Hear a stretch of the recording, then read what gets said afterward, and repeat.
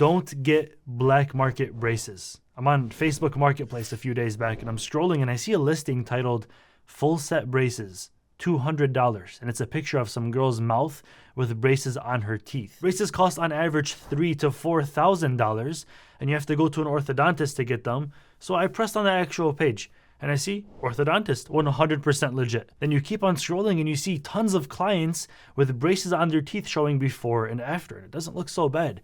But how the hell is it so cheap? That's 95% off. No deposits, located in West Detroit. Cash App or Apple Pay $220 for a full set with power chain. Half set is $110. Loose bracket, tighten ups. They have all their listings here. Same day appointments, walk-ins are available. Just please be on time. So this page looks pretty legit. I'm scrolling and I see something very strange on their Facebook page. Y'all must be out y'all minds when I recheck if people are coming or not. Don't book me if you are a bunch of time wasters. I text people to clarify if people are showing up or not to get on no one's nerves. When y'all bothered me in the first place to book, and if you can't cancel, then don't be mad if I slick talk in your face. Don't book me because it seems like half your hoes don't know how it feels to run multiple businesses and having people texting you and not showing up. Yeah, y'all crazy. Okay, so this is not a licensed orthodontist. And I'm realizing now that it's not only this one person that I found on Facebook Marketplace, but if you literally go to Instagram or Facebook or any social platform and you search up the words braces by, you'll see loads of people selling braces without a license straight from their home. And they all do the same exact thing.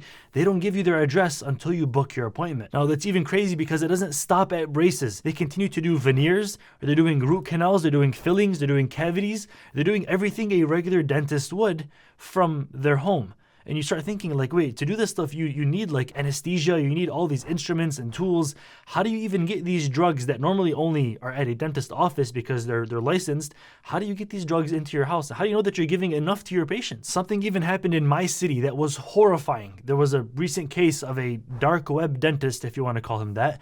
He ended up, his client, he literally like used a gun and ended his life because his client was complaining about tooth pain. And he said, yeah, come by tonight at midnight and I'll take care of it for you. The victim was threatening to call the authorities on this fake dentist and he got threatened. So he literally took out a weapon and he ended his client's life right outside of his home. And this wannabe dentist actually tried to get licensed as a real dentist in Minnesota. Then when he got rejected, he came over to Michigan and started doing this dental work out of his own house. He wasn't only doing braces or whatever, he was doing everything a dentist was, root canals, all of the above. You might see the price of these so-called dentists and think, it's just braces, it can't really go that wrong. Why don't I just give it a shot? I'm saving $3,000, why not?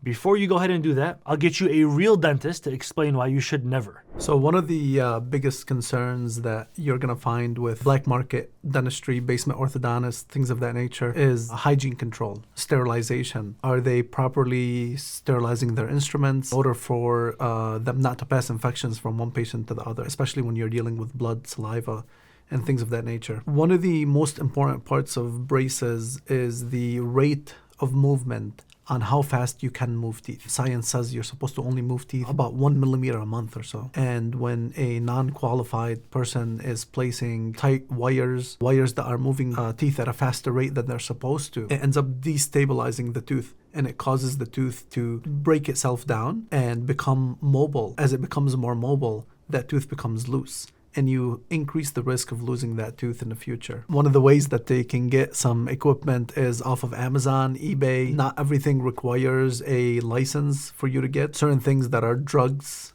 such as anesthetic, things of that nature, will require a dental license. A lot of other things, such as brackets, wires, people can actually go on Amazon and they're able to purchase those things from Amazon. And how do they learn to do braces from their own home? How does that differ from your learning as a professional dentist? Some of them, believe it or not, are previous dental assistants. So they've worked in a dental office, they've seen the dentist do some of the work, and just because they've seen it being done, they think they can do it. Another thing, obviously, is watching videos on YouTube. There's some educational stuff that is meant for educational purpose. We go to school for 4 years to become a dentist, and then some people specialize in orthodontics, and they go to school for at least 2 to 3 additional years. Those people, they're going to school for a total of 7 years just to learn how to move teeth.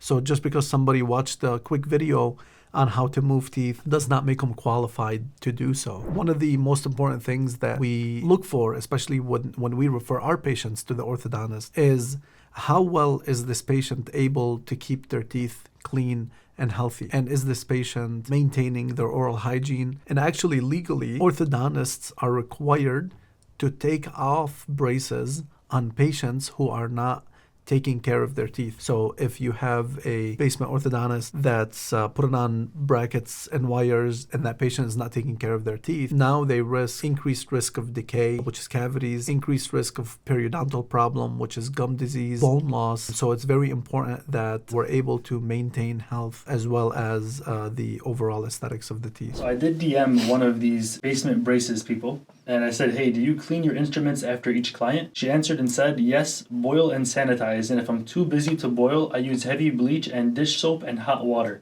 Does that sound like it's up to code?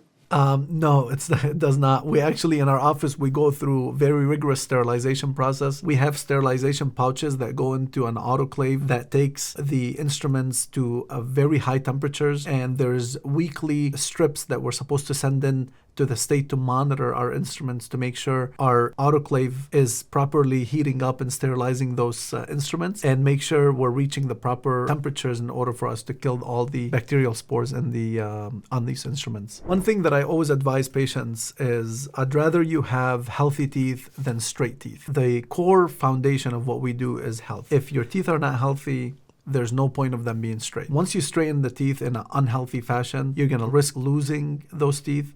And then at this point, your work just becomes very redundant. So it's extremely important that we have a very solid, healthy foundation that we work off of. I also realized in the clip that you mentioned earlier that there was an option to add a power chain and one without a power chain. Power chains are used in instances where somebody has spacing. If somebody doesn't have spacing and they have crowding in their teeth, a power chain is redundant, but that patient thinks they're paying for a service that it's not necessarily going to help them. So just because they're offering a menu of things to order from does not necessarily mean that it's something that you should pick and select from.